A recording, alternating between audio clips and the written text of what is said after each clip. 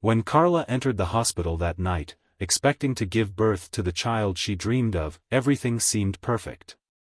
Surrounded by luxury, with the best doctors at her disposal, she never imagined that she would face something much darker than the pain of childbirth. What should have been the happiest moment of her life quickly turned into a nightmare when she and her husband Pedro discovered that the color of their skin would be the real obstacle in that room. A cold system, an apathetic medical team, and an indifferent doctor almost took away the most precious thing she had. But Carla was not the kind of woman who would let racism and neglect go unpunished. When justice failed her family, she decided to take control, and make sure those who nearly destroyed her life paid for it. Before we start this story, make sure to subscribe to the channel and hit the notification bell so you don't miss any stories. Carla always dreamed of being a mother. After years dedicated to her career and alongside Pedro, her husband and life partner, she finally felt it was the right time to bring a new life into the world. A strong and determined woman, Carla had become one of the most successful businesswomen in the country. But despite all her power and influence, she knew that motherhood would be her greatest achievement. Every day of your pregnancy was lived with anticipation and excitement. She and Pedro had already prepared the baby's room with all the luxury and comfort that their wealth could offer. Custom-made cribs, imported toys, and walls painted in soft shades of green and blue, colors that conveyed peace and hope. Carla dreamed of her son's future, imagining the possibilities and achievements he could achieve. For her, that baby would be a symbol of love, resilience, and a legacy that, as a black woman, she always fought to build. Carla's path to success was not easy. She faced racism, sexism, and prejudice at every stage of her life.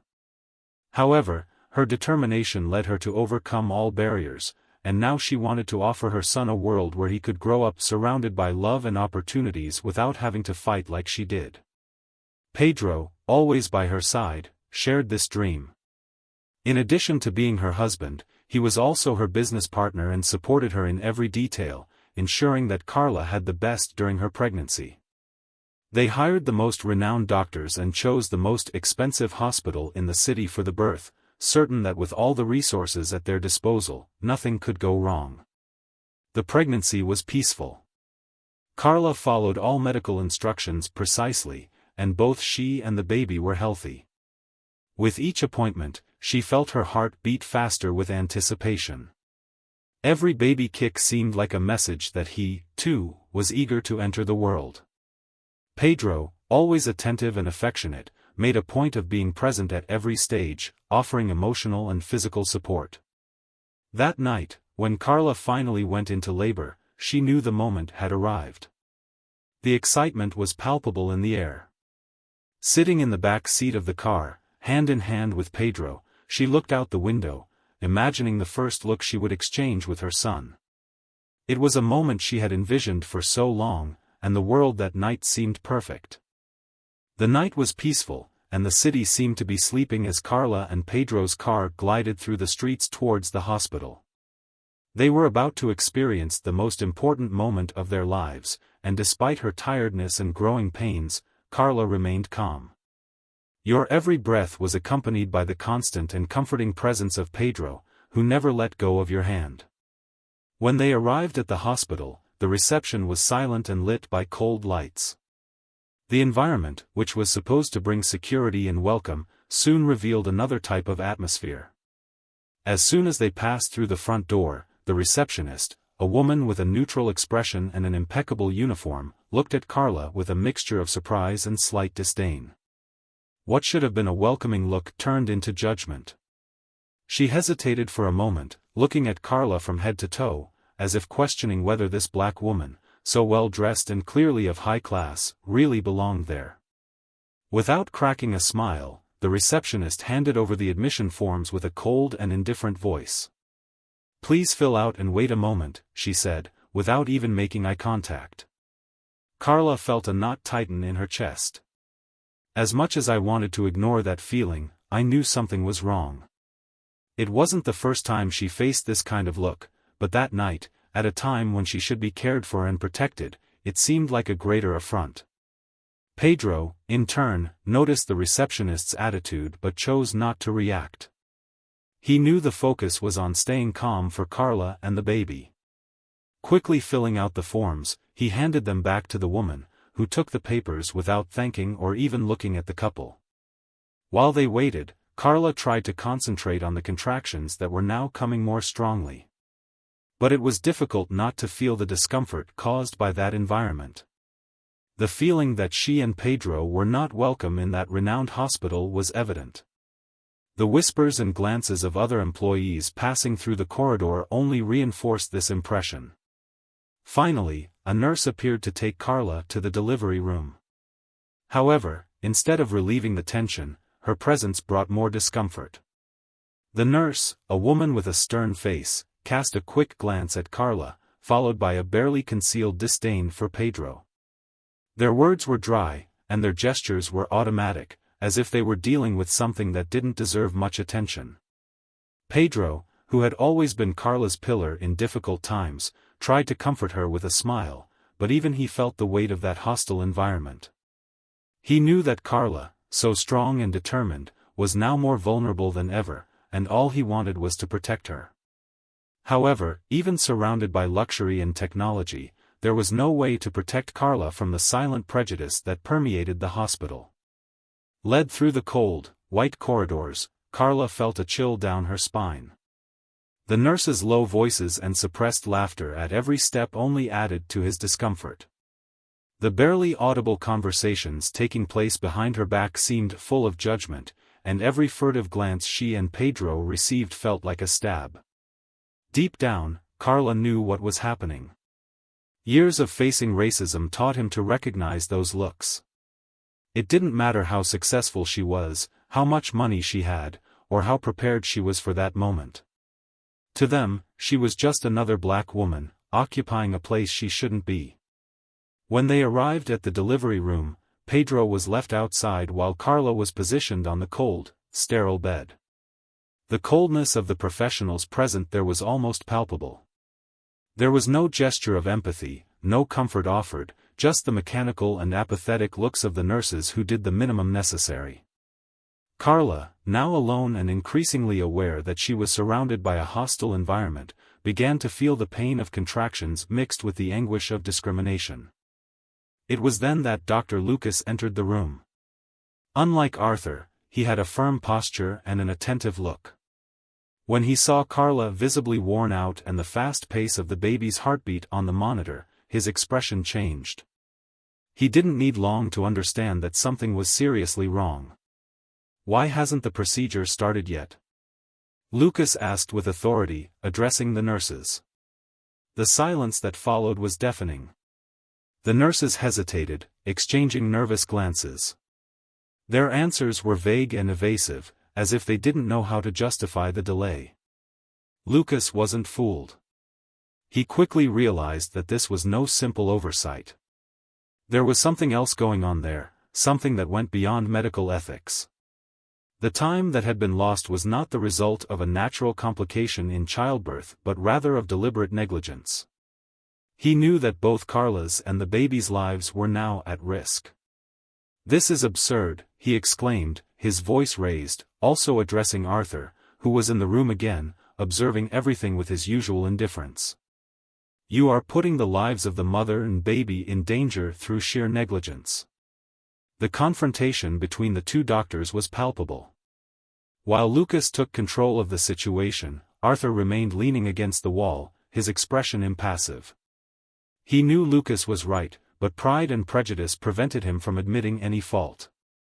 Lucas, now visibly irritated, began to command the team firmly, demanding that the procedures be speeded up.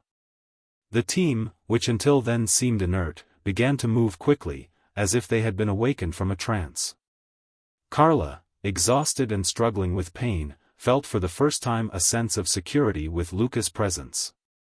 He positioned himself next to her, holding her hand firmly and looking straight into her eyes.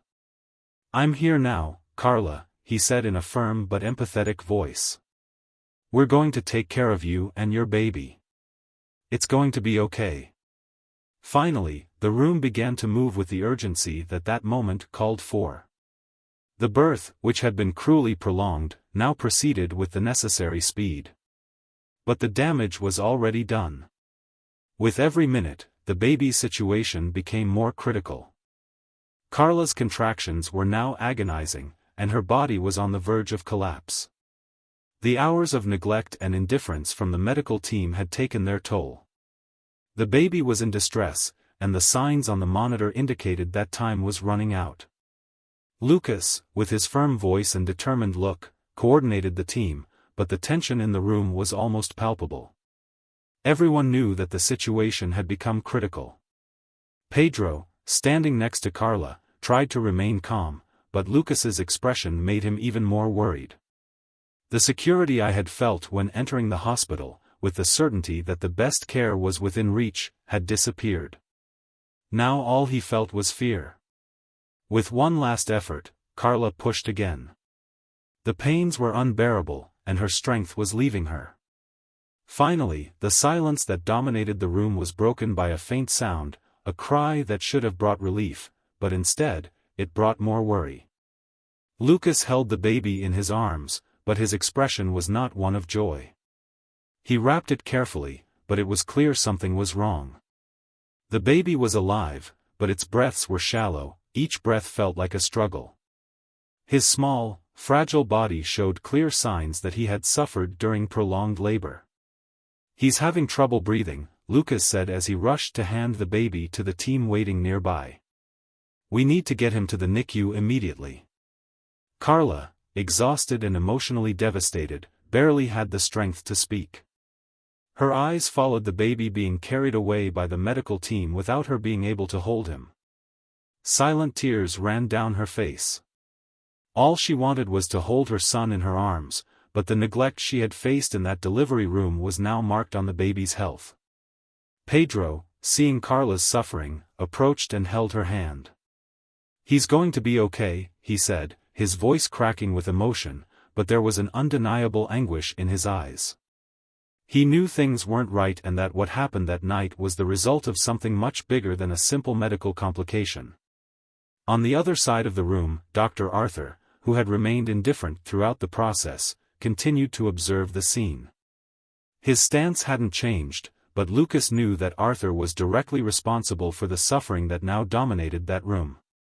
His negligence, his indifference towards Carla, had put 2 lives at risk. Days passed, and the baby was still in the neonatal ICU, fighting to survive. Carla and Pedro spent every second next to the incubator, observing the small body connected to tubes and monitors without being able to hold it. Every heartbeat was a victory, but the future was still uncertain. Carla's physical pain began to subside, but her emotional pain only increased. She knew that all of this could have been avoided if she had received the proper treatment from the beginning. The veiled racism she faced had not only hurt her emotionally but had now left deep scars on her baby, who was fighting for his life. Pedro, always protective, could no longer contain his revolt. "We can't let this go," he said, his voice firm. "They almost took our son's life. That was negligence, that was racism. And they have to pay for it." Carla, although still fragile, knew he was right. This wasn't just about her son's life, but about an entire system that refused to see dignity in Black lives. She could not allow what happened to her to be just another case of silenced racial neglect. It was then that they decided to hire Bruno, one of the most renowned lawyers in the country, specializing in cases of racism and medical negligence. Bruno, upon hearing Carla and Pedro's story, did not hesitate to accept the case. For him, this was not just a legal dispute but a fight for human rights, a battle to expose the truth about how racism had penetrated even the most elite hospitals. "We're going to sue everyone," Bruno said confidently. "The hospital, Dr. Arthur, the nurses. They will all be held responsible for what happened that night." Carla felt a mixture of relief and strength when she heard Bruno's words. "For the first time, I felt like I had a chance to get justice.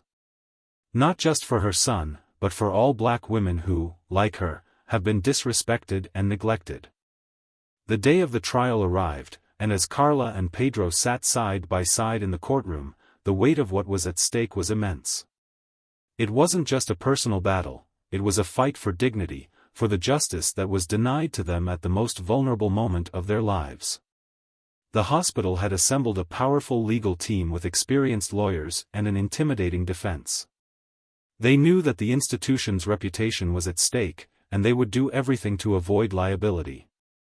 Arthur was present in court, his face impassive, as if none of this mattered to him. Beside her, the nurses who had neglected Carla during the birth waited in silence.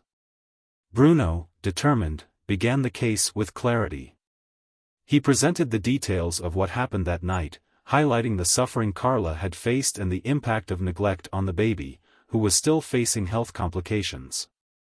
He spoke directly to the hearts of the jurors, making it clear that this was not just a medical error but a serious moral and ethical failure. Meanwhile, the hospital's defense came in full force. Witnesses were called to testify, hospital employees who claimed that the treatment given to Carla had been exemplary. They were trying to place the blame on natural birth complications, arguing that they did everything possible within medical protocols. When Dr. Lucas was called to testify, he was one of the few voices that brought hope to Carla and Pedro. He confirmed that what he witnessed in that delivery room was clear negligence, that the medical team deliberately ignored Carla's suffering, and that if he had not intervened, the baby's life would have been lost. Despite Dr. Lucas's scathing testimony, the hospital and its defense were not willing to give in. At every step of the process, they tried to discredit Carla and Pedro's accusations. They argued that Carla's birth was, in fact, complicated and that the medical team had followed all necessary protocols.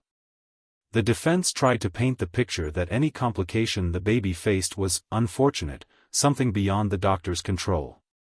However, with each new defense witness, Bruno, with his sharp skill, showed contradictions. He questioned precisely, highlighting how the necessary procedures were neglected and how institutionalized racism in the hospital influenced the cold and inhumane care that Carla received. Bruno's words echoed through the court: racism is not a medical complication, it is a choice. And that's what Carla faced that night. Carla and Pedro watched the trial with heavy hearts, holding each other up. Although they knew Bruno was capable, the system they faced seemed like an overwhelming force. The hospital's lawyers were relentless, and the jurors, for the most part, seemed oblivious to the profound impact that racism can have on a life. When it was Carla's turn to testify, the court was silent. She told her story in excruciating detail, describing every dismissive gesture, every indifferent look, and deliberate neglect she felt in the delivery room. Her voice shook a few times, but she remained steady. "I knew, from the moment I entered that hospital, that for them, I didn't belong there. I wasn't seen as a millionaire woman or a patient who paid for the best care. I was just another black woman."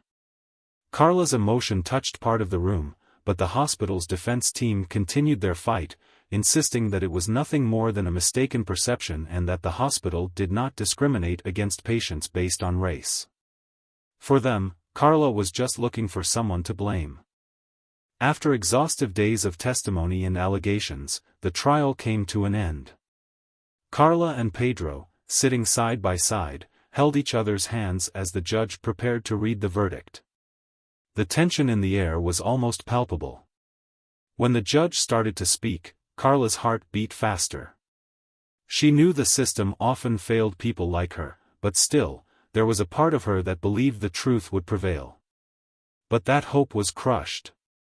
The judge declared that there was not enough evidence to prove negligence or institutional racism in medical care.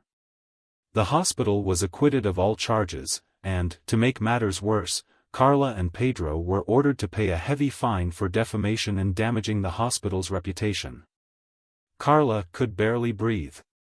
It felt like all the air had been sucked out of the trial room. The feeling of injustice crushed his chest as tears began to stream down his face. The system had not only failed her in the hospital, but now it did so again in the courtroom. Pedro, his face red with anger, squeezed Carla's hand tightly. "It can't end like this," he said, with contained fury. "We will appeal, we will fight, no matter what." Bruno, who until then had been a trustworthy figure, also seemed dejected by the decision. "Let's appeal," he stated, but even he knew that facing the system would be even more difficult now. The hospital witnesses, the financial and political influence, all of this had influenced the outcome. Carla and Pedro, although devastated, knew they couldn't give up.